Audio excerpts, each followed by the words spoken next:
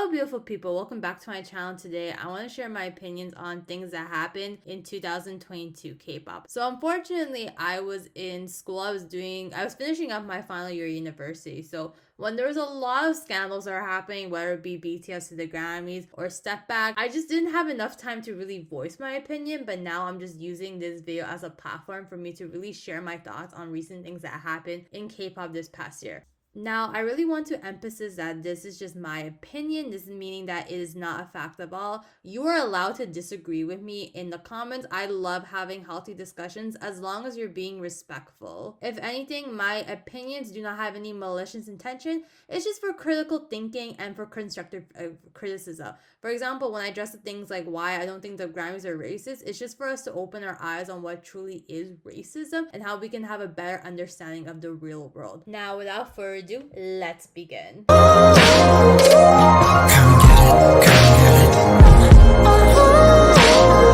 So first of all, what is a rookie? It's basically someone who's new to the game, whether it's sports or the army, a fish in the water. A rookie is always someone who is inexperienced. That's why we have awards like Rookie of the Year. We're celebrating rookies who possess outstanding skills and talent to the point that you forget they're newbies. Like when I think of itzy's debut stage, I was so shocked over how good their stage presence and dancing went. It was so clean and the girls were so charismatic. They literally looked like they were performing as long as their sunbaes, like Twice and GOT7, even though it was their first day of the job. Again, this is why I think itzy deserved Rookie of the Year. They were so talented despite their lack of idol experience. Now, this reasoning is why I believe Ive and Le Sserafim don't deserve Rookie of the Year. It's because 1/3 of their group was literally in IZO, one of the biggest fortune girl groups of all time. Because they released numerous singles, they had more years to perfect their singing, performing, and dancing skills. Plus, since they're in the public eye due to how influential the produced series are, they were under so much pressure to hone in their skill set. Whereas for other rookie girl groups, their singing, dancing, and stage presence may not be as strong as ryujin,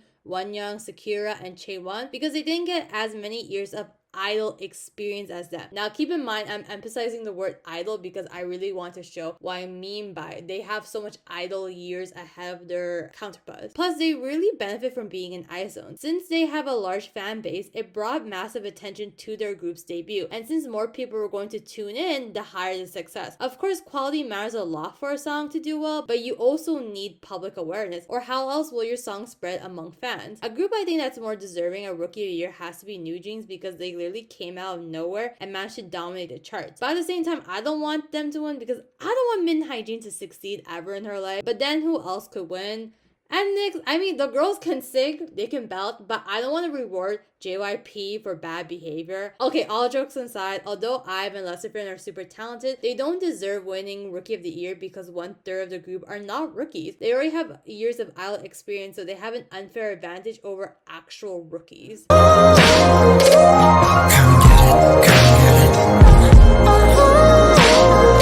First of all, what is misogyny? It's the dislike of, contempt for, ingrained prejudice against women. A good example is the whole "I'm not like other girls" trend, where women say they're better than other women because they do not follow the female stereotype, like acting or dressing feminine. Which was actually me because I quit ballet as a kid because I didn't want to be a girly girl and I thought being feminine was inferior. And I like really regret it because, oh my god, I could have been like the Kai of Canada or the Jimin of Canada. Like that was my biggest life mistake. But anyways, I think the reason why this song was so controversial is that also historically women were defined by men, which is very evident in like the media, like television or movies. For example, there's the Bechdel test that measures how much female presence there is in the film. So the measurements are: does the movie have 2 female characters? Do you know their names? And do they speak each other that doesn't involve a man? And most movies fail this test because A, most movies are male dominant, and B, even so, most of their combos revolve around men. It was a very common narrative back in like the 90s or early 2000s where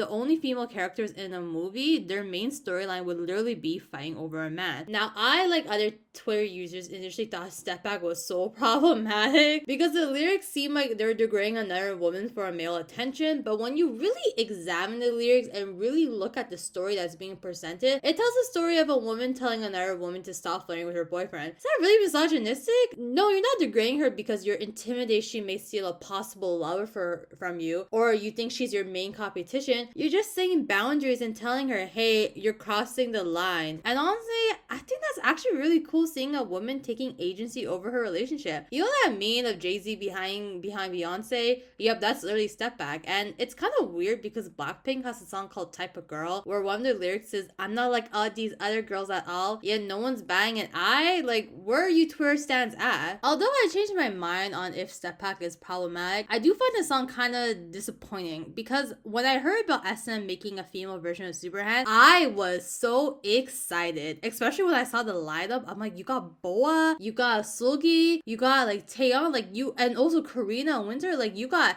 every generation of K-pop in one group. And then I clicked on the performance video, the one that was released, I think late December, and I saw the title Girls on Top, and then I heard the lyrics, and I was like thinking to myself, hold up. They're bringing all these women together to sing about fighting over a man, which is why I just had a strong initial reaction. Of course, like I wasn't thinking logically back then, but just when I saw the title and I saw the lyrics, I'm just like, no, please no. Like if a girl group that's like mainly teenager based, like I've sang the song, no one really care, but the fact they got such strong female idols like Boa to sing step back, silly girl, probably left a bad taste in a lot of people's mouth. Personally, I think there's so much more for women to sing about, especially when Superman's debut song was about flexing about their wealth, which is why I was so disappointed with Step Back. That being said though, I think the lyrics are kind of camp, which I kind of like it now, because I love it whenever someone comments on my bias and I just tell them to step back, silly girl. Like it's actually so funny. So yes, by the way, this is a reminder that Kim Seokjin is mine. So if you're commenting, oh my god, I love Jin, back off. Another contributing factor to the backlash was that people thought Ryan S. Jen, who has a history of making misogynistic comments, wrote the song, but it turns out he just composed it. Either way, the song isn't misogynistic. I think to an extent, it's kind of empowering because it's about a woman taking control of her relationship. I just think a lot of people were disappointed with the direction given the group's name. I'm not saying their debut song has to be a feminist anthem, but I just want them to pass a Bechdel test at least. Like, I don't know, maybe sing a song about cooking ramen or burning SM down, not over some silly boy. I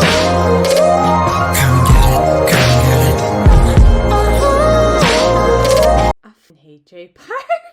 Like, I literally am risking being demonetized by YouTube for cussing, and I know bleeping a curse word is going to be such a hassle to edit, but I just hate this man, and I want y'all to know that. I hate him so much. Like, I think I'm not going to even use his fan cam at all because he's just a menace to society. Now, before you guys are like, don't you sound problematic groups? Well, for me, it's unrealistic to assume everyone is woke when we all have done messed up things in their lives. It's called learning and growing. What I really care about if an idol actually owns up to their mistake and doesn't repeat it, because that shows that they actually genuinely care about what they did and feel really guilty. Whereas for J Park, he just always plays a victim when being called out, gaslights everyone, and always repeats his mistake. J Park doesn't care about being a better person, he just cares about his ego, that's it. But at the same time, I personally did not understand the uproar when K-pop idols like ATEEZ's Minji or GOT7 and JB did TikTok dance with him. By the way, JB is literally under J Park's label. Like, I don't understand why people were so shocked he would dance with him. Like, are you guys not friendly with your bosses,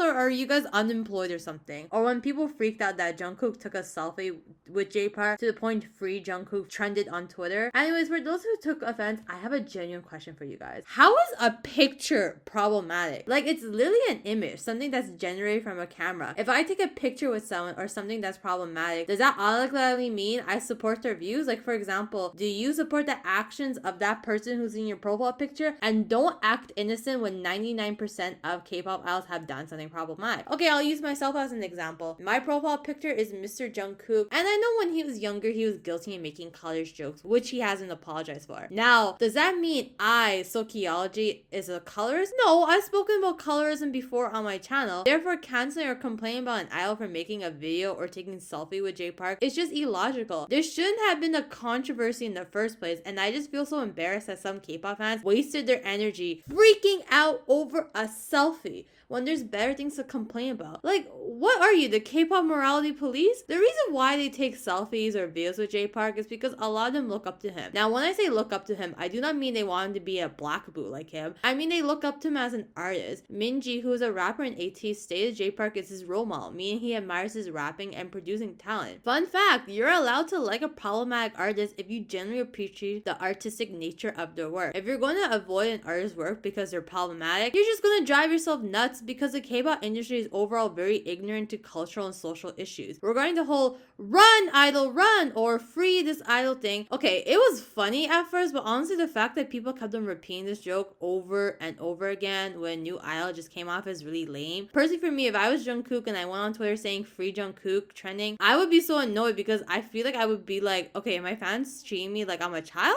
or do I need a permission on who I hang out with? Personally, I think the only thing I would care about in idol interacting with J Park if they did a song collaboration with him, because then you'd be economically supporting him. Like a selfie, okay, just a device generated image, but collabing with him means you're giving him money. But I also want to caution, I don't think a lot of Korean people understand why international fans dislike him, because I was reading an article about J Park's culture appropriating black culture, and a lot of K-nets in the comments were confused and called international fans dramatic. It wasn't until someone explained what culture appropriation was in the comments is when K-Pops actually understood why people didn't like him. Similarly, I've seen K-nets not understanding why Giselle mouthing the N slur was problematic, but many of them saying stuff like, okay, can black people only sing the song, or it's just music, why are you so sensitive, until someone explained what the N slur means and why it's fine for black artists to sing it while non-black artists can't. It seems like controversies that mainly pertain to international fans do get reported in Korea, but because it's not properly explained, causes many Koreans not to understand why this certain issue is problematic. Anyways, I just think K-pop fans were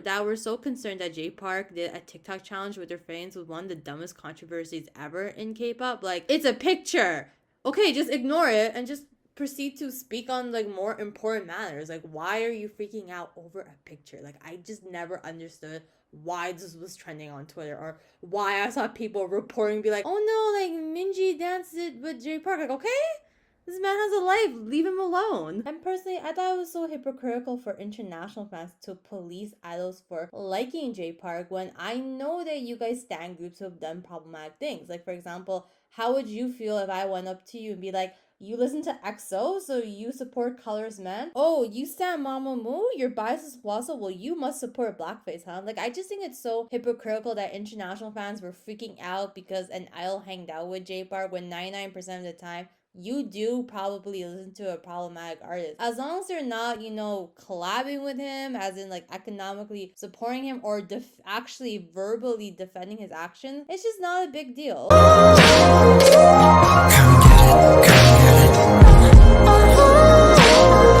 Okay, are the Grammys racist? Absolutely. The Grammys barely nominate POC artists, like how The Weeknd was snubbed in the 2021 Grammys despite topping most of the charts. The Grammy tend to nominate black artists only for stereotypically black genres like urban or rap. Like, for example, Tyler the Creator said that he does music of a variety of genres, yet is always put in these categories. Moreover, BTS had the second best-selling album in 2019, yet was snubbed for the 2020 Grammys, even though others who made it on the best-selling album list for 2019 had nominations in various categories. The fact that BTS has high quality music and sales but only got nominated the minute they made English music shows how xenophobic the Grammys are. They only care about artists who are white or speak English. Now, is the BTS losing the 2022 Best Pop Duo Group Performance an example of the Grammys being racist? No, if you look at the nominees, a lot of them were popular hits. For example, Justin Bieber and Benny Blanco's song Lonely has 650 million streams on Spotify, and Doja Cat and SZA's songs Kiss Me More had 1.3 billion streams.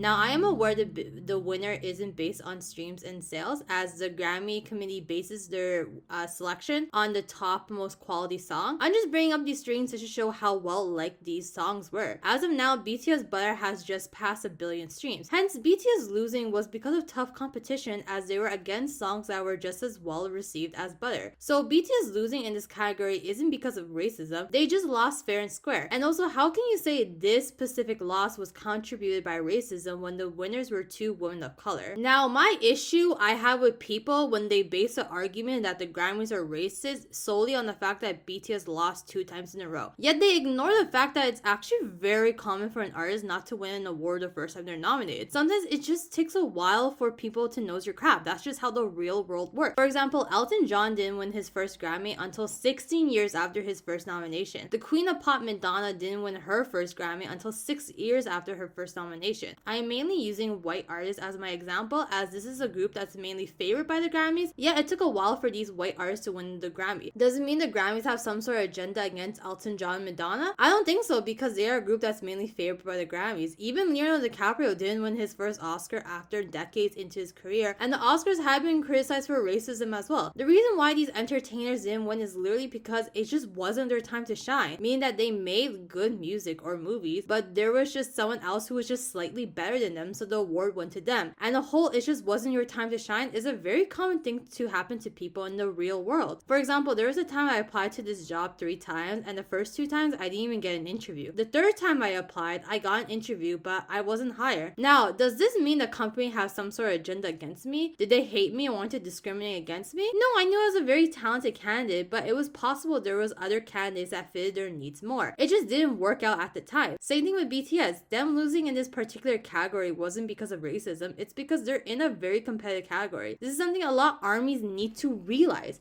BTS winning in Korean award shows is guaranteed because they are the biggest K-pop group. But in the American music industry, there are other artists who are just as big or even bigger than them.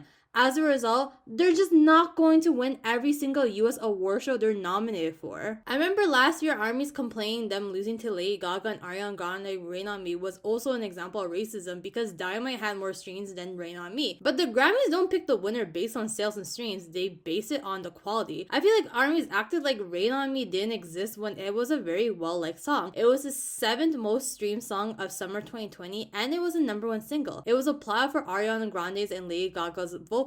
Looking back, I think BTS lost fair and square back in 2020 because they were against very high quality songs. So again, you guys need to realize BTS may receive their first Grammy maybe after their 5th or 6th time being nominated. It isn't because the Grammys have some sort of agenda against them, it's just because they're in a tough category and sometimes you're not always going to get what you want. Also, I've seen some people asking why aren't there separate categories for just a group and collaboration. I actually looked into it, so it turns out these categories were separate. Back in 2012, the Grammys decided to combine the following categories together: Best Pop Collaboration with Vocals, Grammy Award for Best Pop Performance by a Duo or Group with Vocals, and Best Pop Instrumental Performance into one award, as they want to reduce the amount of award categories they have because then the Grammys would be super long. Plus, this reasoning makes sense because nowadays pop groups like NSYNC or Backstreet Boys aren't as active as they were in the 90s or the early 2000s. I know armies were complaining the Grammys were unfair towards BTS because their work isn't being recognized as there are too many nominees stuffed in one, but because the Grammys intentionally combine these categories into one means it won't be reversed. Now, before someone's going to misinterpret my words, let me rephrase this. The Grammys are racist, of course, as they have in general ignored people of color or non-English speaking artists, such as how BTS Korean albums were not being nominated despite being well received. However, I believe BTS losing in the pop duo category is due to other factors outside of racism, such as being in a highly competitive category. As well, I think it's very naive to think BTS being nominated for a Grammy is a guaranteed win. The real world does not work that way. Sometimes you're not going to get something because it just wasn't your time to shine. Now, that's the end of all of my opinions. I'm so happy that I'm able to voice them given the fact that I'm completely done with school, and I'm happy that now I can be more consistent with my channel as I don't have any obligation to face and just update you guys more regularly.